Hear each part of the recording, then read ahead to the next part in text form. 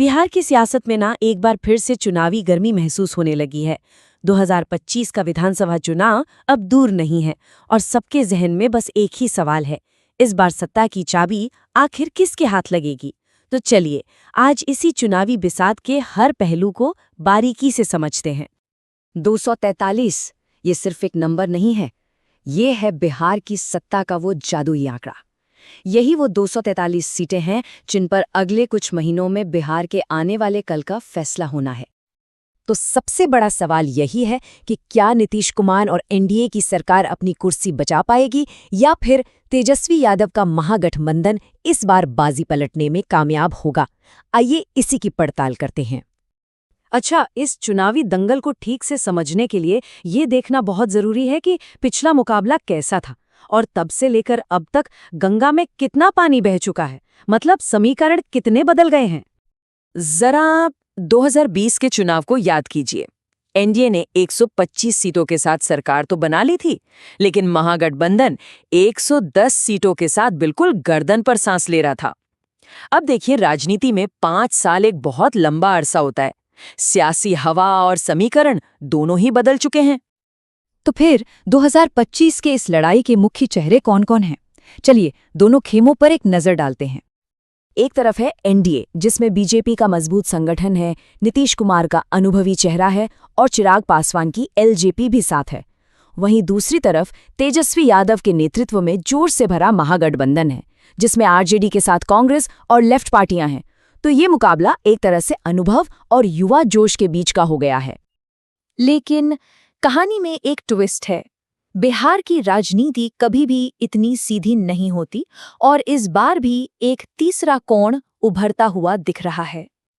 जी हाँ, कुछ ऐसे खिलाड़ी भी मैदान में हैं जो खुद भले ही रेस न जीते, लेकिन दूसरों का खेल बना या बिगाड़ जरूर सकते हैं। प्रशांत किशोर अपनी जन सुराज पार्टी के साथ शहरी और युवा वोटरों को लुभाने की कोशिश में है। वहीं असदुद्दीन ओवैसी की पार्टी सीमांचल जैसे इलाकों में महागठबंधन के पारंपरिक मुस्लिम वोट बैंक में सेंध लगा सकती है। इन दोनों पर नजर रखना बहुत जरूरी होगा। खिलाड़ियों की बात तो हो गई, अब बात करते हैं उस मैदान की जिस पर यह खेल खेला जाएगा, यानी वो कौन से मुद्दे हैं जिन पर यह चुनाव लड़ा जा रहा है। बिहार का वोटर आखिर सोच क्या रहा है? देखिए, उसके लिए सबसे बड़ा और अहम सवाल है रोजगार। वो बेहतर स्कूल, अस्पताल और सड़कें चाहता है।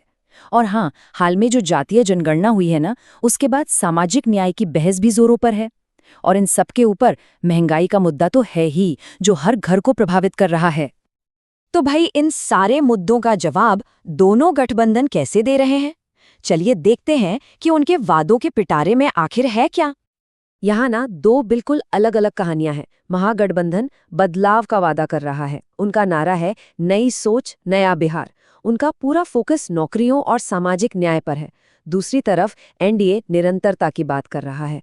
वो अपने पुराने काम और डबल इंजन सरकार के फायदे गिना रहा है।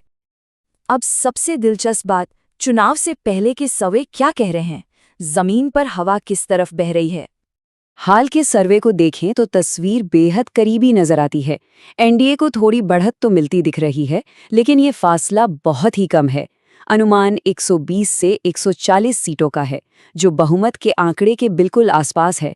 वहीं महागठबंधन भी 112 सीटों तक पहुंचता दिख रहा है। मतलब मुकाबला अभी पूरी तरह से खुला हुआ है। और ये है वो जादुई नंबर 122। जैसा कि सर्वे दिखा रहे हैं, इस आंकड़े को छूना किसी भी गठबंधन के लिए बच्चों का खेल नहीं होने वाला। ये तो भाई रस्सी पर चलने जैसा है। तो इसका मतलब साफ है कि चुनाव एक बहुत ही करीबी एक सीट के लिए संघर्ष वाले मुकाबले की तरफ बढ़ रहा है। यहाँ हर सीट पर कड़ा संघर्ष देखने को मिल सकता है। इस कांटे की टक्कर के पीछे दो बड़ी वजह हैं। एक तरफ मुख्यमंत्री नीतीश कुमार के खिलाफ थोड़ी सत्ता विरोधी लहर है, लेकिन बीजेपी का मजबूत संगठन और उसका कोर वोटर उसे संभालने की कोशिश कर रहा है। तो वहीं दूसरी तरफ तेजस्वी यादव की लोकप्रियता खासकर युवाओं में लगातार बढ़ रही है और आरजेडी का अपना वोट बैंक भी उनके साथ मजबूती से खड़ा है। तो आखिर में ये चुनाव सिर्फ पार्टियों का भविष्य नहीं, बल्कि अगले दशक के लिए बिहार की दिशा भी तय करेगा। एक बड़ा सवाल जो सबके सामने है, क्या बिहार की जनता एक बार फिर स्थापित नेतृत्व पर भरोसा जताएगी या फिर वो बदलाव की मांग करने वाली आवाज को चुनेगी? इसका जवाब तो आने वाला वक्त ही देगा, लेकिन यही सवाल इस चुनाव को इतना रोमांचक बना देता है।